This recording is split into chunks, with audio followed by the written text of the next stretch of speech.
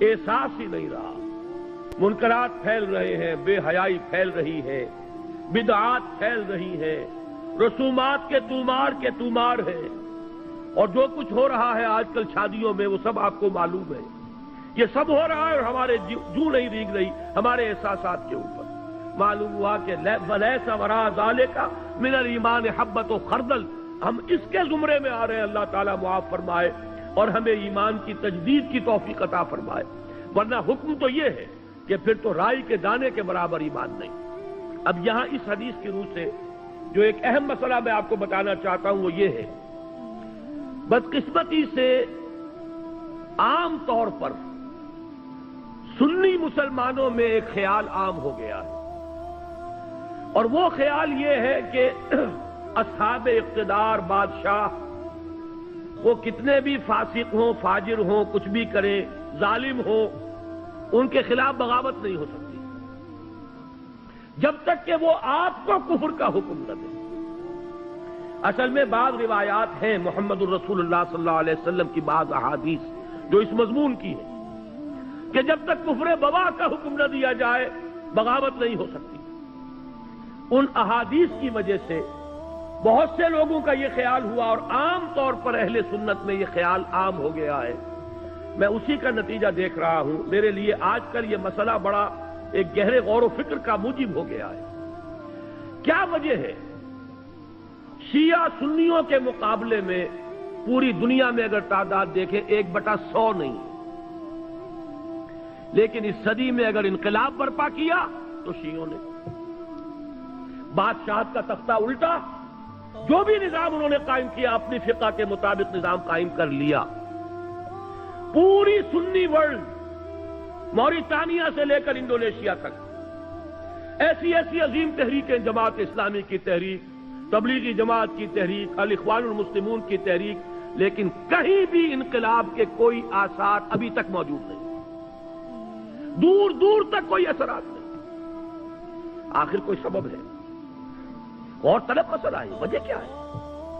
یہ سنی جو ہے یہ سن کیوں ہو کر رہ گیا ہے؟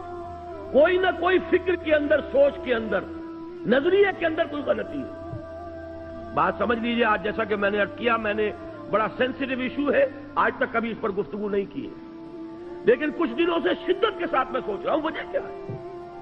جان ہی نہیں پڑتی کہیں، معلوم ہوتا مردہ ہے. معاشی مسئلے پر کھڑے ہو جائیں گے، سیاسی مسئلے پر کھڑے ہو جائیں گے، کسی کی ٹانگ کھینچنے کو جمع ہو جائیں گے، سینکڑوں لوگ جانے بھی دے دیں گے، لیکن کوئی آرگنائزڈ ایفرٹ اس دنیا میں، اسی دور میں ایرانیوں نے کر کے دکھا دیا. جو بھی ان کا دین ہے، جو بھی ان کی فقہ ہے، جو ان کے تصورات ہیں، اس کو چھوڑ دیجئے کہ اس سے ہمیں کہاں کہاں اختلاف ہے، لیکن انہوں نے اس کو کر کے تو دکھایا ہے. ہم نے کیا کیا؟ بادشاہتیں چل رہی ہیں، ایک ایک محل اربوں ڈالر کا بنتا ہے اور محل خالی پڑے رہتے ہیں. بادشاہ سلامت کی جھلک دیکھنا نصیب نہیں ہوتا محل کو. سال میں زیادہ سے زیادہ بادشاہ سلامت 4-6 دن کے لیے آ جائیں گے بس، اور محل اربوں ڈالر کا بنا ہوا. جبکہ اسی ملک کے اندر جا کر دیکھیے آپ کو کہ بالکل حیوانوں کی طرح انسان رہتے ہوئے نظر آ جائیں گے. آپ بھیک مانگتے ہوئے لوگ نظر آ جائیں گے. آپ حاجیوں سے، اور جو لوگ عمرے کے لیے جاتے ہیں، بچے جس طریقے سے لپٹ لپٹ کر مانگتے ہیں، وہ وہاں پہ اب بھی نقشہ موجود ہے. یہ حال کیا ہے؟ یہ نظام ہمارے ہاں کیوں نہیں بدل رہا؟ کہیں سے کوئی حرکت نہیں. خاص طور پر اس دنوں میں مجھ پر یہ سوچ بہت زیادہ طاری ہوئی. اس کی وجہ کیا ہے یہ بھی سن لیجئے. جب یہ جہاد افغانستان بڑی شدت کے ساتھ چل رہا تھا، اب تو یہ کہ اس میں بہت سی صورتحال، بہرحال میں اس پر گفتگو نہیں کرنا چاہتا. اب وہ یوں کہا جا سکتا ہے کوئی قابل رشک حالت میں نہیں ہے، لیکن میں آج سے پہلے کی بات کر رہا ہوں. سال 2 سال پہلے روسیوں کے وہاں سے جانے سے پہلے جو شکل تھی، اس وقت ایک بات متواتر سننے میں آ رہی تھی کہ جہاد افغانستان کا فال آؤٹ، یہ جو ترکستانی ریاستیں ہیں رشیا کی، USSR کی، یہ سمرقند اور بخارا، یہ ریاستیں، ان میں بڑے اثرات پھیل رہے ہیں اس کے.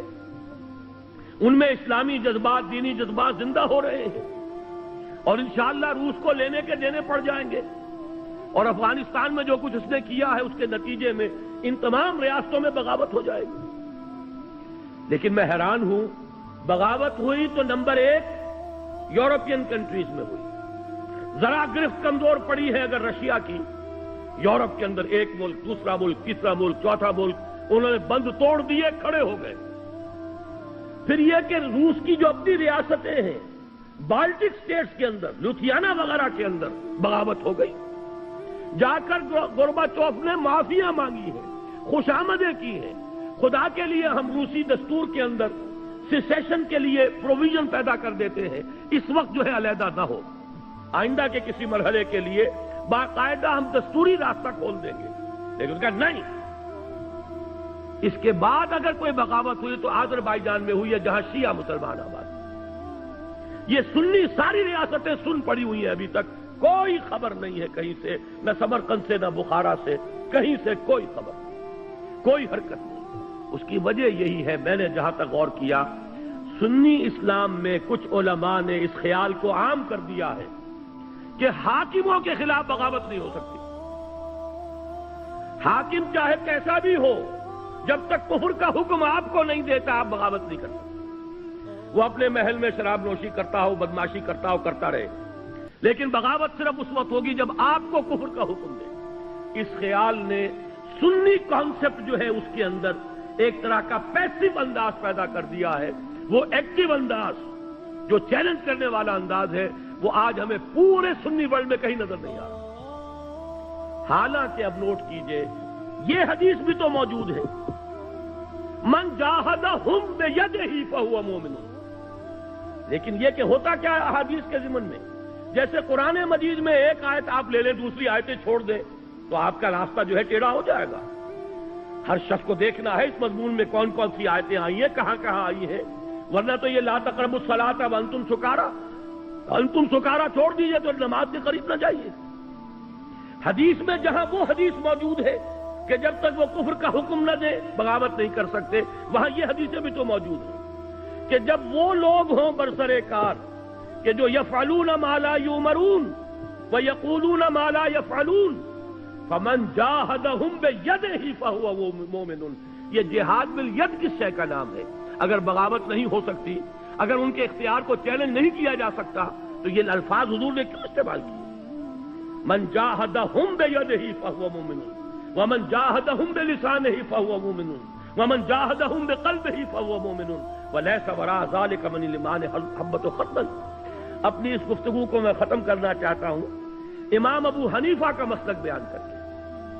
امام ابو حنیفہ کا مسلک یہ ہے، یہ اصل میں ہمارے ہاں عام طور پر اہل حدیث علماء نے اس فکر کو عام کر دیا ہے۔ امام صاحب کا موقف یہ ہے کہ فاسق و فاجر حکمرانوں کے خلاف بغاوت ہو سکتی ہے، پہلے سمجھانے کی کوشش کیجئے، امر بالمعروف و نہی عن المنکر زبانی طور پر کیجئے، فَإِن لَمْ يَأْتَمِرْ، اگر اس کا اثر نہ ہو فَبِالسَّيْفِ، تو پھر تلوار کے ذریعے سے انہیں سیدھا کیجئے۔